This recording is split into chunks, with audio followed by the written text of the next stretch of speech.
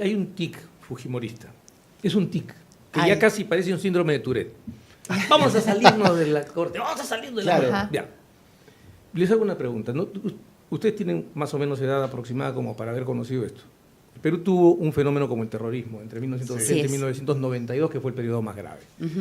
El 12 de septiembre de 1992 fue capturada la cúpula de Sendero Luminoso. Ujú.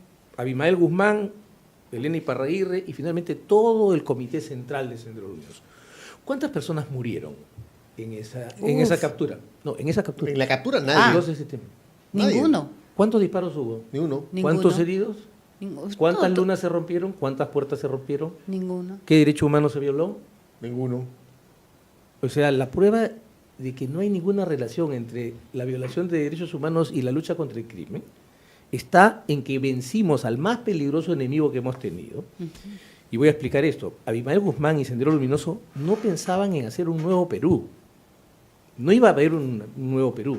Iba a haber un nuevo país, un nuevo Estado que se iba a llamar la República Popular de Nueva Democracia, como pasó en Camboya, que pasó a ser la Kampuchea Democrática. Ah, ya. O sea, el Perú iba a desaparecer. Ya, ese peligroso enemigo fue vencido sin necesidad de romper una luna. Ya. ¿Qué Todo hay? fue un trabajo de inteligencia. ¿Cuál es la forma de vencer al crimen? Sobre todo al crimen que se organiza. Inteligencia operativa, investigación criminal y combate urbano. Todo esto, y es importante informarle, sobre todo a su audiencia, Ujú. todo esto había hasta el año 2016. Ok, ahí hubo un quiebre. El 2016, como el negocio de las violaciones de derechos humanos en la lucha contra terrorista ya no rendía a las ONG, Ah, hombres vinculados a las ONGs como Carlos Basombrío y Rubén Vargas, que me desmientan si tienen la posibilidad de hacerlo, y los invito a un debate público. por para que me supuesto. digan que no. Y esta es la mesa correcta. ¿Ya? Crean el cuento del Escuadrón de la Muerte. Yo he logrado anular la sentencia defendiendo al señor Raúl Parado Ravírez, a que lo convirtieron en jefe de del Escuadrón de la Muerte. Cuando hablamos de Escuadrón de la Muerte, ¿se refieren al Grupo Colina o a otro escuadrón? No, para que la gente no. sepa. Era un escuadrón que habían formado miembros de la Dijimín, miembros de la Divinco, que era la División de Investigación del Crimen Organizado, contra el Crimen Organizado, y SWAT. Ya. Esta es la tesis que inventan estos hombres. ¿Qué ocurrió? Acabaron los operativos preventivos. ¿Qué hacía? La Dijimín conseguía información, a través de informantes conseguía, va a haber un golpe. ¿Va a haber un golpe dónde? En San Isidro. Ya, le pasaba la investigación, el dato a la Divinco. La División contra el Crimen Organizado comenzaba a pesquisar y decía, el golpe va a ser en Botegazo. Ya. Perfecto. Entonces, ellos convocaban a SWAT, que estaban apostados en Botega, y al momento que trataban de entrar los delincuentes, SWAT actuaba, son unos capos, los de SWAT llegan a meter 2 tiros en 1.6 segundos. Wow. Son extraordinarios, nuestros SWAT son extraordinarios. Ujú. Y morían los delincuentes. Hubo un famoso congresista de ese tiempo, Ya. Gino Costa Santolaya, Ay, Claro. que dijo, sí, pues. se van a acordar, esa frase es hermosa. ¿Por qué mueren los delincuentes si no mueren los policías? Porque nuestros policías tenían un entrenamiento de 15.000 tiros cada uno, con apoyo de la Embajada Americana. ¿Qué ocurrió con eso? Estados Unidos le retiró a la SWAT el apoyo de entrenamiento, equipamiento, armas, etcétera. Los mejoraban en estrategias. Como nuestra policía no Claro. suele estar abastecida de balas, ellos les traían las balas, porque un SWAT, para que haga esto que yo les digo de 1.6 segundos, 2 tiros en 1.6 Sí. segundos, tiene que gastarse 15.000 balas. ¿Gente? Y además, no se olviden que Migraciones está en manos del Ministerio del Interior. Y ellos son los que le dicen, no se preocupe, Pedro Pablo, que entre indiscriminadamente en la migración venezolana. Entonces, sumen ustedes la desaparición de los operativos preventivos con el cuento del Escuadrón de la Muerte, que además, mira, la historia es bien bonita. Prado Ravírez es un comandante, Ujú. que era jefe de la organización criminal, que tenía como miembros a 2 generales, 4 coroneles. O sea, un comandante mandaba generales y coroneles. Ujú. Es que eso no importa con tal que sale en el periódico. Desarmaron al país. Desarmaron la lucha contra el crimen organizado. Ya. Porque además, ¿qué querían? Si yo mataba a las Divinco, las divisiones contra el crimen organizado, fortalecía a la DIVIAC.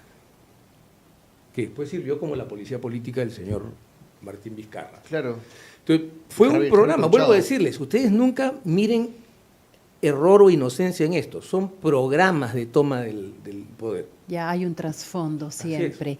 Y el 2016 entonces se podría decir Es de el que punto de el partida. ex congresista Gino Costa con todo lo que él con dijo. Basombrío y Vargas. Y ya. Inician la caída y yo les pido que miren, o sea, no me hagan caso a mí, pídanle al INEI y hagan ustedes el gráfico del crecimiento del crimen violento en el Perú desde el 2016 hasta hoy día. Doctor. Y van a ver la lista, pero les doy un ejemplo. ¿Vieron la marcha del 15? Por Sí. supuesto. ¿Cuál era la plataforma de la marcha del 15? Está súper organizada. No, pero ¿cuál era la plataforma? ¿Qué es lo que pedían? Que se vaya a Jerí y que asuma Ruth Luque o Susel Paredes o Que se haga la Flor misma Pablo. figura que sucedió Lo con mismo Sagasti. que lograron claro, con Sagasti. claro. Entonces, y entonces pregunto yo, si se quedaban ellos, porque no puedo disolver el Congreso para que una de las tres sea presidente del país, ¿qué quiere decir entonces? ¿Que el Congreso se vuelve bueno al momento que ellos toman el poder ejecutivo?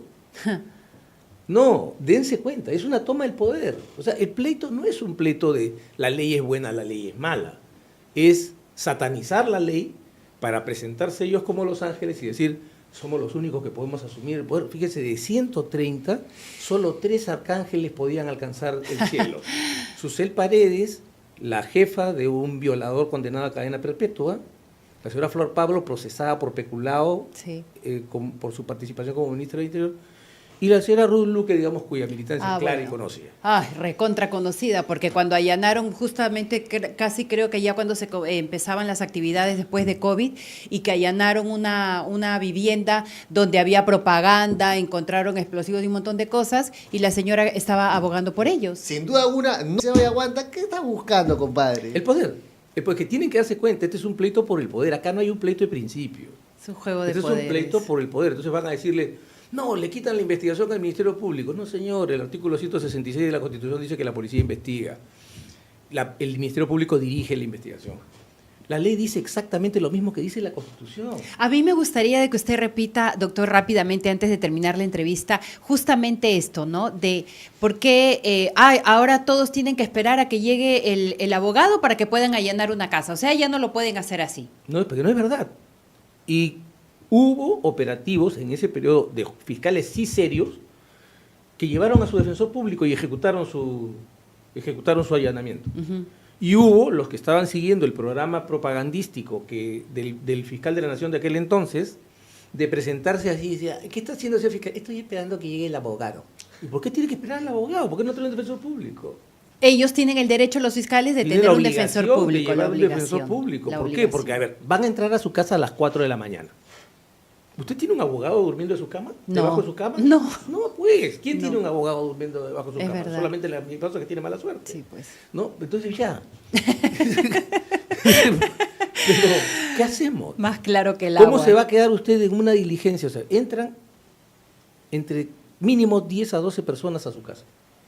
¿Ustedes de verdad quieren una diligencia en la que ustedes no tengan ningún control? No. Hay un programa y eso hay que tenerlo claro. Y si se dan cuenta, fíjense, cambió la jefatura del Ministerio Público y de pronto los pleitos han terminado. Mm. No sé si se dan cuenta, pero ya no hay tanto pleito. No, pues, no. Y la policía sigue investigando como investigaba antes. Sí. Porque, repito, el 80%, si no el 90% de las investigaciones se iban a la policía. El fiscal agarraba y decía, ya listo, a la policía. Sí. Con la disposición diciendo, haga esto, todo esto. Y algo más que a usted se le ocurra. Perfecto. No, tiene que quedar claro. Eso que ustedes ven en la pantalla es un pretexto. Es un pretexto para deslegitimar a las personas que tienen al frente y que finalmente una minoría exigua, porque a ver, dicen, no, la marcha ha sido brutal.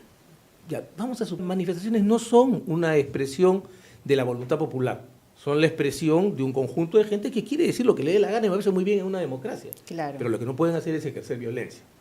O sea, el resultado ha sido brutal y los medios de comunicación se han callado. Los medios Sí, de no han dicho comunicación, los grandes mucho, medios. no se ha dicho mucho. 80 policías heridos, 24 personas heridas, 24 manifestantes heridos. Para empezar, hablan del derecho a la protesta. El derecho a la protesta no existe. La protesta es una de las manifestaciones expresivas que hay en el derecho a la reunión. Porque yo en el derecho a la reunión puedo hacer celebraciones, Claro. puedo hacer duelo, puedo hacer protesta, puedo hacer crítica, puedo hacer silencio. Ujú. O sea, no existe un derecho autónomo a la protesta y mucho menos dentro de ese derecho hay la posibilidad de causar lo que causaron el 15 de octubre. Sí, ¿no? sí, claro. Y si lamentablemente hay un fallecido, entonces ya es como que, entre comillas, pues un plan ya... Y la policía es el demonio y el muerto es el arcángel. Claro, ¿No? claro. No, es que eso tiene que terminar. O sea, la democracia no es un desorden. La democracia es un orden en libertad. Hay límites para todo.